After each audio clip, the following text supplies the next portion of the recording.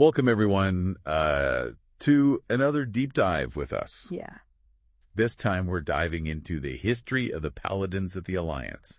Specifically, the Knights of the Silver Hand. The Silver Hand. It's going to be a really interesting one. I'm really excited about this one. Yeah.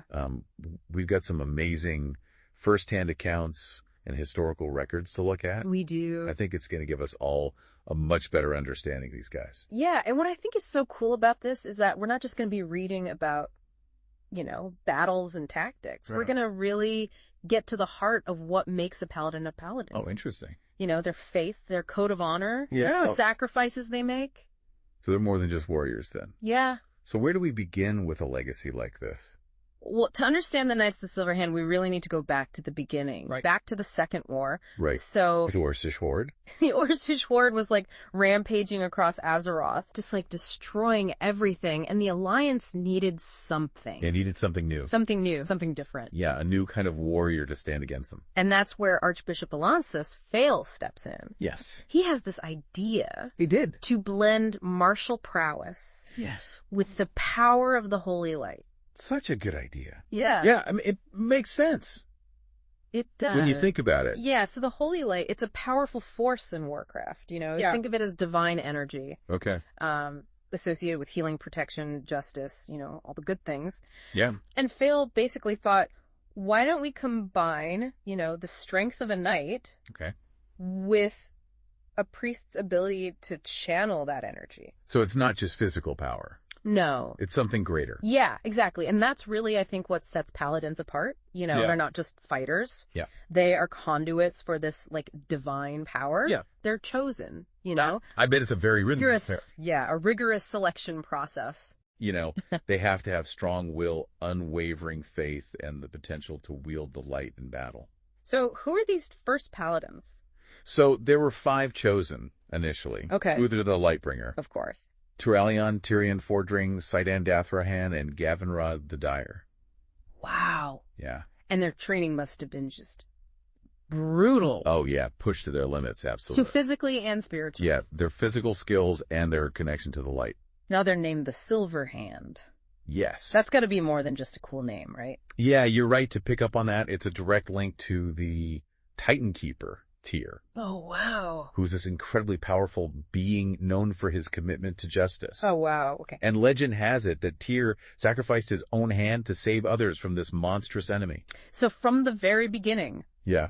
these paladins, they're connected to this legacy of sacrifice and devotion. Exactly. Their name is like a constant reminder Yeah. of those ideals they strive for. Justice, protection. Selflessness. Yeah. In the face of, unbelievable odds. That's quite a burden to bear for a, newly formed order facing something like the Horde. For sure. And yet their impact in the Second War was huge. Really? Yeah, they turned the tide in countless battles. They became beacons of hope in a really dark time. So they were really making a difference. They were. But it wasn't all smooth sailing, was it? No. I mean, one battle that comes to mind is the Siege of Blackrock Spire. Yes. It's where the Alliance suffers a major setback. Huge setback. Anduin Lothar is killed. Yes. Losing Lothar was devastating. I mean, he was a symbol of unity and strength for the entire Alliance. So what happens to the Paladins after that? Well, morale plummeted after Lothar died, and it seemed like, who knows what was going to happen with the war.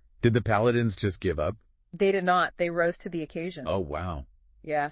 So who steps up? So it was Turalion. One of the originals. One of the original 5. He stepped forward and rallied everyone. He took Lothar's broken sword and he invoked the light Wow. with such intensity Wow. that it inspired the entire army. That's incredible. It was. Picking up the fallen leader's weapon, channeling the light. Yeah. That speaks volumes about Turalion and the strength of their faith. It was a pivotal moment in the war. Yeah. The Alliance, reinvigorated by Turalion, pushed back the Horde and ultimately won. Wow. But that wasn't the end of their trials. Oh, no. A new darkness was coming, something even more insidious and terrifying than the Horde. Oh. The plague of undeath Oh. and the rise of the Scourge. The Scourge. Yes. I mean, that name sends shivers down my spine. I know. I've heard stories, but what are they? So basically, the Scourge are undead armies, Okay. animated by this malevolent force driven to just consume all life. Oh. They are a product of the plague of undeath, Right. which is this horrifying disease that transforms living beings into mindless spineless, rotting corpses. Oh, that's awful. Yeah, so they're not just terrifying in appearance. Right. They represent this, like, perversion of life itself. Yeah, I can see how this would be like the ultimate challenge for the Paladins. It was. The Scourge challenged everything the Paladins stood for. Yeah. And their encounter with this new enemy led to one of the most tragic chapters in their history. Oh. The fall of Prince Arthas. Arthas. Yeah. I mean, that name is synonymous with betrayal and darkness. It is. But he wasn't always like that, was he? He wasn't, no. He was a paladin. Yeah. Was Uther's student. He was. And for a while, Arthas was a, like, shining example of paladin ideals. Wow. You know, dedicated to protecting his people, upholding justice. Right. But the horrors of the Scourge, the desperation of fighting an enemy that just seemed impossible to defeat, it really wore on him. So it wasn't a sudden... It was gradual transformation. Yes, it was a series of difficult choices. Yeah. Each one pushing him further down this path he couldn't return from. And the turning point was the culling of Stratholme. Yes. So Arthas discovered that the city's inhabitants were infected with the plague. Oh, no. And he decided to purge the entire city, killing everyone before they could turn undead. That's a horrifying decision. It is a stark reminder of the burden of leadership. Yeah. And, you know, even the best intentions can have devastating consequences. I'd imagine. Yeah. And Uther, you know, bound by the Paladin Code to protect all life. Yeah. He refused to participate. Of course. And this created a rift between him and Arthas. Yeah. A rift that would lead to their downfall. So not only were the Paladins facing this horrific new enemy. Right. But also the betrayal of one of their own. Yes, one of their own. Someone they trained. Someone they believed in. Someone they believed in. Wow. Yeah. Arthas' fall from grace is a pivotal moment in the history of Paladins. Yeah. It fractured the Silver Hand, leaving them reeling and unsure of their future. Oh, man. Yeah. Man, that's rough. It was a dark time. Yeah. No doubt about it. So with Uther gone and the Silver Hand dissolved, what happened to the light? Well, even in those darkest hours, there were those who clung to hope. Right. Who refused to let the light be extinguished. Okay. Like Alexandrus Mograine. Oh, yeah. A paladin who wielded the legendary Ashbringer. The Ashbringer. Yeah. I mean, it's more than just a weapon, right? Oh, yeah. Definitely. There's got to be some deeper significance to Absolutely. The Ashbringer wasn't just forged, it was infused with the holy light. Wow. You know, making it capable of destroying the undead. Oh, wow. And so Mograine became this symbol of resistance against the Scourge. Okay. Proof that even in the face of, like, unimaginable darkness, right, the light could still prevail. So even when their order was shattered, the Paladins still found ways to fight back. They did. To embody their ideal. Exactly. But Mograine, his story doesn't end well. No, it doesn't. I mean, there's betrayal involved, right? Sadly, yes. Oh. He was betrayed and murdered by his own son, Renaud. Oh, wow. Who then took up the Ashbringer and corrupted the blade with his dark deeds. Oh, man. Yeah, it's a tragic reminder that even those closest to the light can be tempted by darkness. Especially when they're grieving. Especially in times of desperation and grief. So the Paladins, they're facing this horrific enemy. Yeah. And they're dealing with the betrayal of one of their own. Yeah. How did they respond? Well, it's at this point that we see a division emerge. Okay. Some, driven by grief and vengeance, formed the Scarlet Crusade. The Scarlet Crusade. I mean, I've heard of them. Yeah, they basically abandoned the core tenets of compassion and mercy in their pursuit of eradicating the undead. So their methods were pretty extreme. They were very extreme. Yeah. I mean, I get the grief and anger, but were they really aligned with the light? That's a question that's been debated for ages. Yeah, I can see that. Their zealotry, their willingness to sacrifice innocent lives. Yeah. In their pursuit of purity, it ultimately led them down a path of fanaticism. So they became the very thing they were trying to destroy. Exactly. What about the other paladins? Well, there were those who held fast to the light's true teachings. Okay. And they formed the Argent Dawn. The Argent Dawn. Yes. They recognized the danger of the Scarlet Crusade's extremism. Okay. And they chose to combat the Scourge with both strength and mercy. So two very different approaches. Very different. To the same threat. Yeah. The Scarlet Crusade consumed by vengeance. Right. The Argent Dawn holding on to hope and compassion. Yeah, it really challenged the definition of what it meant to be a paladin. Yeah. You know, is it blind adherence to a code? All right. Or is it about embodying the spirit of the light even in the face of darkness? And then Tyrion Forgring returns. Yes. One of the original 5 Right. exiled years earlier. That's right. He was exiled for showing compassion to an orc. Wow. Yeah. That's a big no-no at the time. It was at the time, yeah. So he must have had a huge impact. Oh, he did. His return was a turning point. Okay. He challenged the Scarlet Crusade, Okay. reminded them that vengeance is not the light's way. So he was trying to bridge the gap between these two factions. Yeah, he was a voice of reason, for sure. But he didn't just talk the talk. No, he didn't. There's that moment at Light's Hope Chapel Oh, yeah. where he reclaims the corrupted Ashbringer. Yes. That's got to be symbolic. It's hugely symbolic. Right. So Tyrion confronts Darion Mograine, Okay, Alexandros' other son. Alexander's other son, who had become a Death Knight wielding the Ashbringer. Oh, wow. But instead of just striking him down, Right. Tyrion appeals to the good that's still inside him. Oh, wow. And Darion breaks free of the Lich King's control and gives him the blade. Wow. So he reclaims a weapon and a soul. Exactly. And in that moment, Yeah. Tyrion's faith is so powerful that it That's amazing. Yeah, it's a symbol of redemption, the power of the light to overcome darkness. Yeah. So with the Ashbringer in hand, Yeah. Tyrion takes on the leadership role. Okay. He unites the Argent Dawn and what's left of the Silver Hand to form the Argent Crusade. The Argent Crusade. Yeah, and this is where their fight really starts to focus on the Lich King. Okay, so they're going right to the source. Right to the source. Of the problem. They recognize that the Lich King is the source of the Scourge. Yes. The ultimate embodiment of undeath. So this is about more than just survival. Oh yeah, this is about ending the threat once and for all. And they head to Northrend.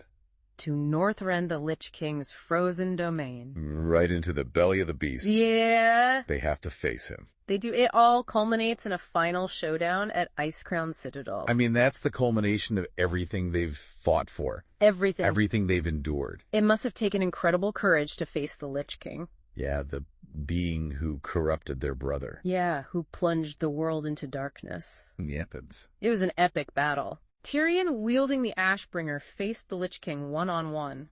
Wow. And in a moment, that echoes Tyr's sacrifice. Yeah. He uses the Ashbringer to shatter Frostmourne, Wow. the cursed rune blade that was the source of the Lich King's power. Wow. Talk about a shattering blow against darkness. It was a victory, hard won, and steeped in sacrifice. An incredible moment for the Paladins and for all of Azeroth. It was. So the Lich King is defeated. Yes. That feels like the end of an era. It does. It must have been such a relief. Yeah, a huge relief. But also a time for reflection for Yeah, the Paladins. for sure. So the Lich King is defeated. What happens next to the Paladins? Well, the Lich King's defeat definitely marked a major turning point. Yeah, but peace never lasts long in Azeroth, does it? It really doesn't. You know, Yeah. new threats are always emerging. Right. And the Paladins, they're called upon again and again to defend the world. So even with this victory against the Lich King, Yeah. the Paladins are still dealing with all this internal conflict. Unfortunately, yes, those fundamental disagreements about, how to serve the light, how to uphold their oaths, Right. they continued to cause tension. So where does righteous conviction end and zealotry begin? It's a tough question. It really is. For sure? But it wasn't just internal conflicts they faced, right? No. There's always something else brewing in Azeroth. There is. What happens next? Well, there was this new generation of Paladins coming up. Okay. Inspired by Uther Tyrion. Yeah. All the greats. Okay. And the Alliance welcomed the Dran Vindicators into their ranks. The Draenei Vindicators. Yeah. Who are they? They're pretty cool. Okay. So the Draenei are these refugees from another world. Okay. And they have this ancient connection to the Holy Light. Wow. And they're Vindicators. They are powerful warriors. Okay. Who wield the light with amazing skill and devotion. So the Paladins are becoming more diverse, Yeah. drawing strength from different cultures, different traditions. Yeah, absolutely. That must have presented its own challenges too. It did. Right. Integrating the Draenei Vindicators wasn't always easy. Right. There were differences in beliefs, approaches to combat, even interpretations of the light itself. Yeah, it makes sense. Yeah, bringing different groups together always leads to some friction. But they adapted. They did. They had to, because a new one-lending threat was on the horizon.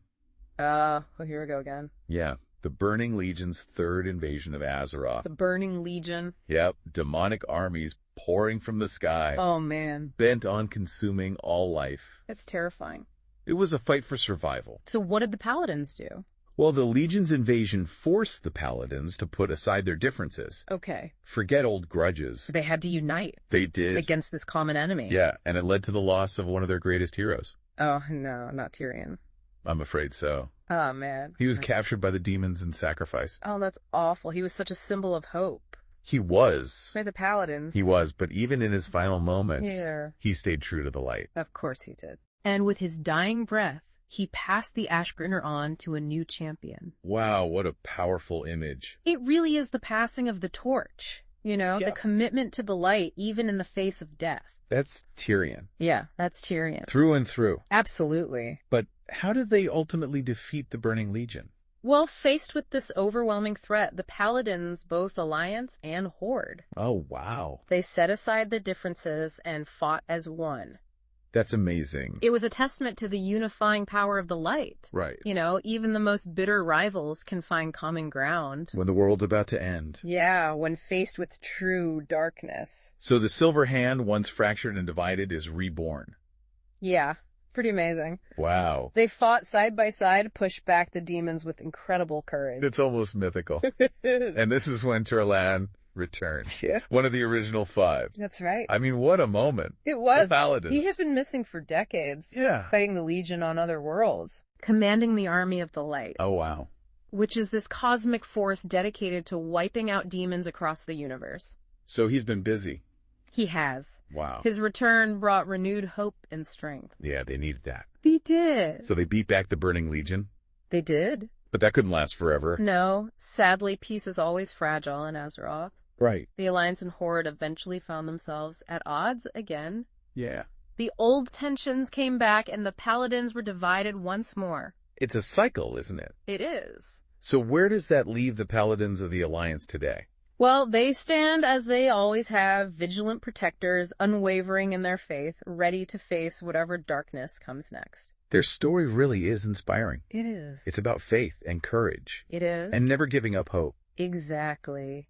Even the smallest light can shine through the deepest darkness. Well, thank you for taking us on this incredible journey through the history of the Paladins. It's been my pleasure. It's been really eye-opening. I'm glad. And it leaves us with a lot to think about, Yeah. about faith and duty and the choices we make when things get tough. It really does. So to our listeners out there, Yeah. may your path be illuminated by the same courage and compassion that has defined the Paladins of the Alliance for generations. Well said.